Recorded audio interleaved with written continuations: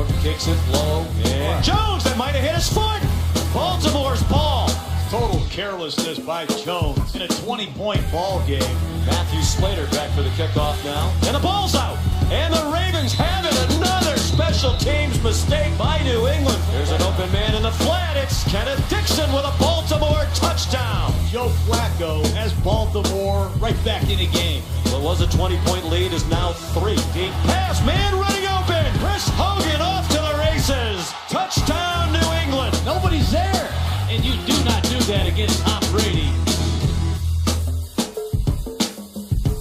What's up, everybody? Good day. Welcome into First Take. Stephen A. Smith. Hey. Karen, how we doing? Max Kellerman is in LA. Max, how are we?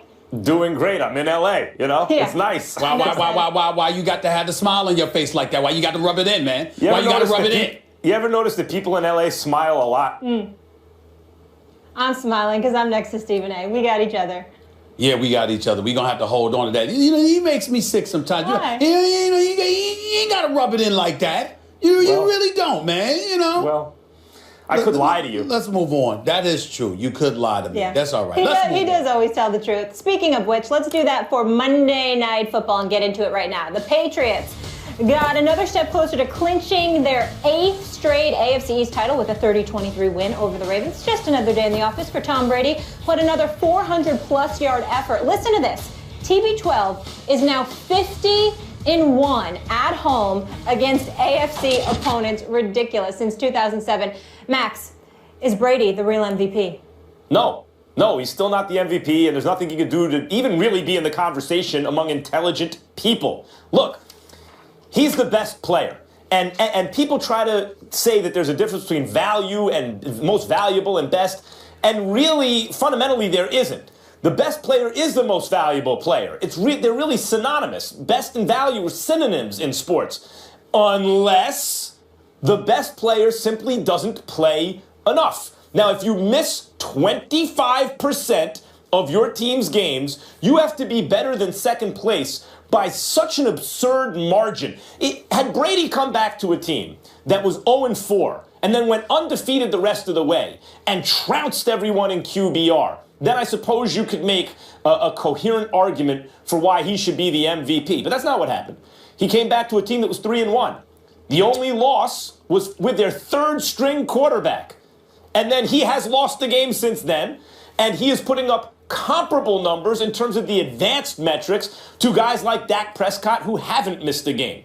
No, he is not the MVP. Couple of things that we will need to point out here. Number one, I don't appreciate Max Kellerman bringing into question my intelligence, because I certainly disagree with you. That doesn't mean I'm not intelligent. It means I disagree with you, Professor Kellerman. That's right. That's true. In your case, it's just a blind spot. There we go. All right, that's number one. Number two, I really got a problem with the fact that your suit is matching your hair right now.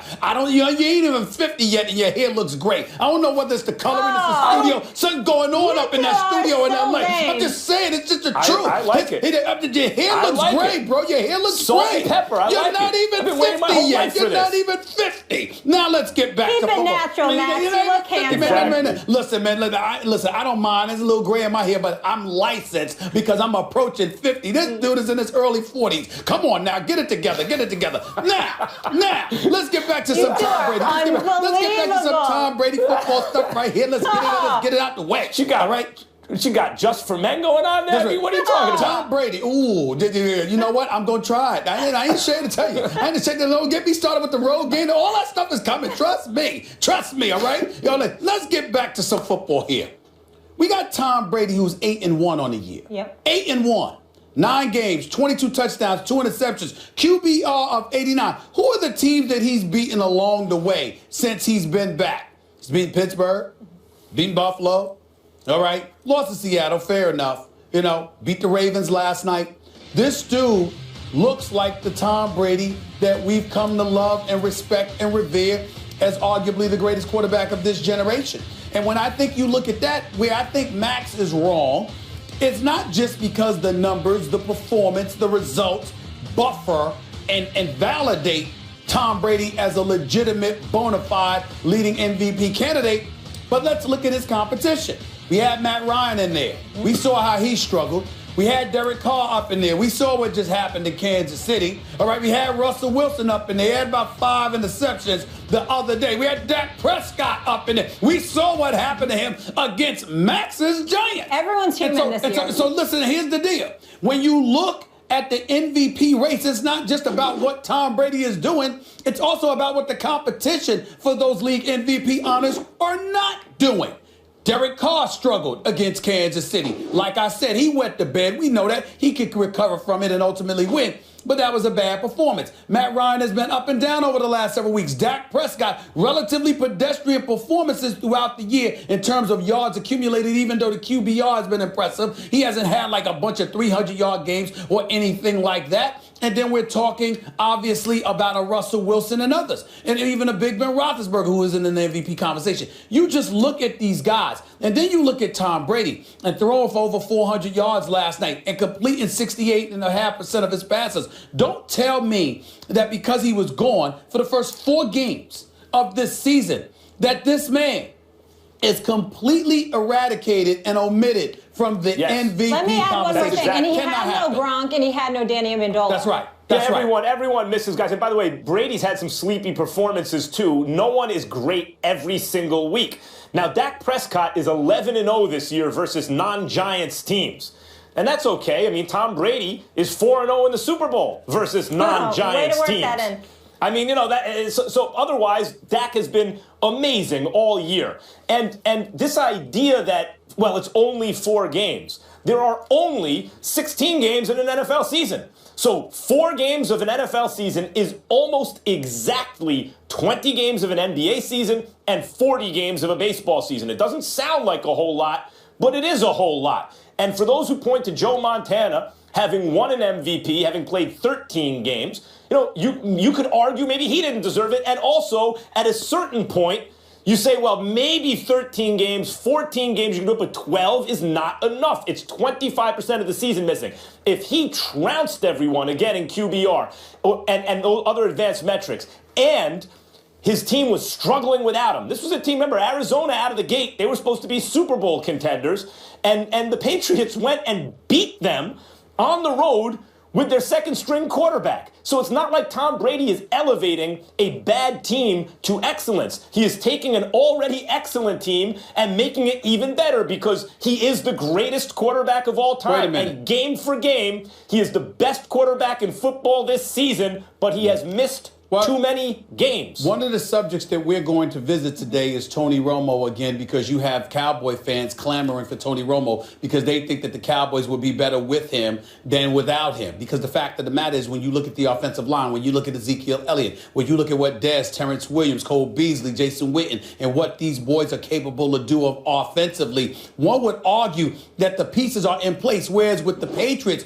regardless of the fact that they were 3-1 before Brady arrived, you look at their defense, rife with playmakers, opportunistic defenders. There is no denying that plays a very pivotal role in the success that they had. What would the Patriots offense be without Tom Brady, particularly without Gronk and Amendola? When you look at Tom Brady and what he has proven over the course of time to have been able to do, and how it's yet again being validated the way that it is being validated, what I am saying is this. Even though I would sit here and put him as the lead for the MVP, I have no problem with somebody who would say, well, you know what, I'm going to go with Carr, I'm going to go with Ryan or somebody else. Or Matthew Stafford. Hold on, or Matthew Stafford. That's right, absolutely, Matthew Stafford. My issue with Max, my issue with you, is that you are of the mindset that because of the 4 games missed, he isn't even allowed in the conversation. And you're 8-1. The likelihood is that you could end up being 11-1 as a starter with those numbers, with what you're producing, with everyone and their grandmother knowing how pivotal you are to the team's success. Dak Prescott, even though he's very pivotal because the quarterback position is the most important position, the fact of the matter is Dak Prescott is not as pivotal to the Cowboys' success as Tom Brady is. The argument is because there's someone. Success. The argument is because there's someone else on the roster who can approximate what Dak does, or according to some, even do it better. That somehow diminishes Dak's value.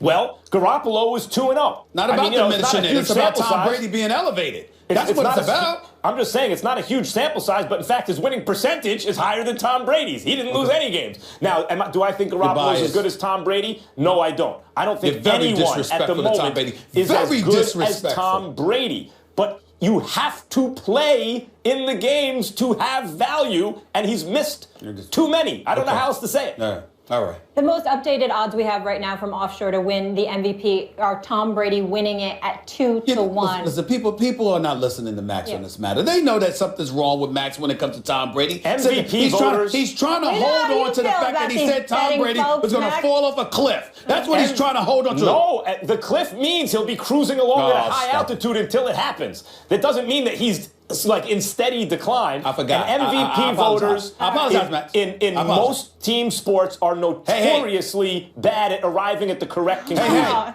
Hey, I apologize. Okay? Your definition of a cliff is different. I apologize. My apology. I was going to say one more thing. Again, he's 50-1 at home against AFC opponents. That stat is 50-1. ridiculous. That's why he's the greatest of all time. Yeah, I'm going to be the MVP. The Patriots have the best record in the AFC at 11-2 and are tied for the best record overall with Dallas. Stephen A., is it a waste of time to think anyone else is going to come out of the AFC other than New England? I really do feel that way.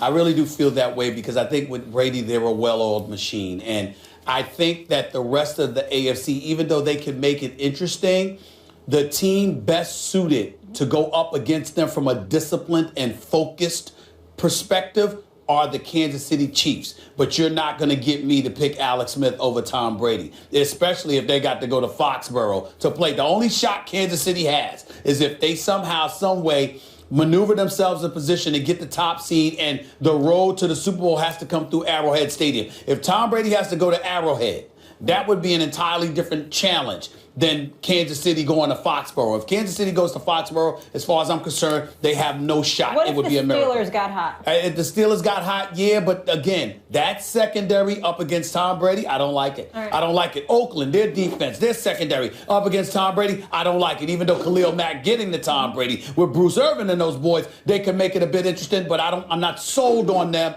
particularly after I watched them perform against the Kansas City Chiefs this last week. And then, of course, don't get me started with anybody from the AFC South. I won't even consider it. And so when you look at it from that perspective, that's how we get to that conclusion. To me, the team with the best shot based on experience, based on not shrinking in the moment, would be the Steelers. The team best in terms of focus, preparation, discipline, and not beating themselves would be Kansas City. But Pittsburgh's secondary and Alex Smith in Kansas City, to me, eradicate the possibilities of those two teams, which is why I don't think there's really any sense in thinking that somebody's going to knock off New England unless New England loses the #1 seed and they have to go on the road. If they have to go through, if they get to stay in Foxborough, they're going back to the Super Bowl. Max? I picked New England to get back to the Super Bowl this year and face Seattle, who I thought would win the Super Bowl, and I'm still not moved off that prediction, although Seattle's struggling, so that means I think the Patriots are still likely to come out of the AFC, but that's different than saying no one else has a shot. They're favorites, but they shouldn't be prohibitive favorites. If you look at Kansas City, if you look at Oakland, and the puncher's chance that Derek Carr gives that offense late in games, look at last night's game. On the road, the Ravens had a chance in the fourth quarter, and if not for one inexplicably sluggish series, right, of downs where it was just slow moving and one blown coverage, maybe they win on the road against the Patriots. Now, it's a lot of ifs, I understand that, but they were very much in that game in the fourth quarter, and I don't look at Baltimore as world beaters. So, yes, the Patriots should be favored to come out of the AFC, as I predicted they would before the season started, but based on what I'm seeing right now and based on the quality of the other teams and the specific attributes of the other teams, Stephen A., you mentioned Arrowhead, how difficult the Chiefs are there. But again, the Raiders, even though I think it's a year too early, I think next year they might be Super Bowl favorites, depending on what they do to their defense in the offseason. But even right now, we have consistently seen the Raiders win games that they were really no better than the other team. But they have a special quarterback and an elite receiving core and late in games that makes them extremely dangerous. Couple of things worth pointing out, Max. Number one, did you watch Brady yell at, I think it was Edelman last night when he ran the wrong route and what have you? I mean, this is accountability. This is leadership. This is what you would have liked to have seen from Dak when it came to Dez running those routes that he was running the other day. Let me be clear.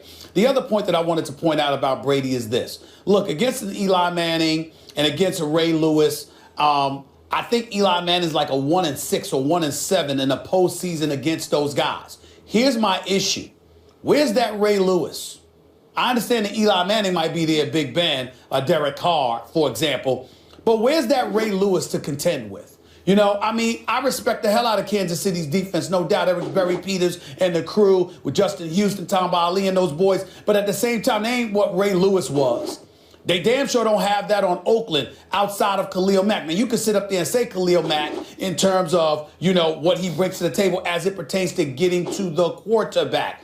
But when I think about Ray Lewis, Max, I'm thinking about the ultimate leader on the football field, the dude capable of galvanizing the troops. When I think about a Khalil Mack, I think about a poorer version of a Lawrence Taylor in terms of a guy that's so incredible. He goes out there and he performs individually. When I think about Ray Lewis, I think about the individual that galvanizes the troops and elevates everybody's game around him to bring out that massive performance and effort from them.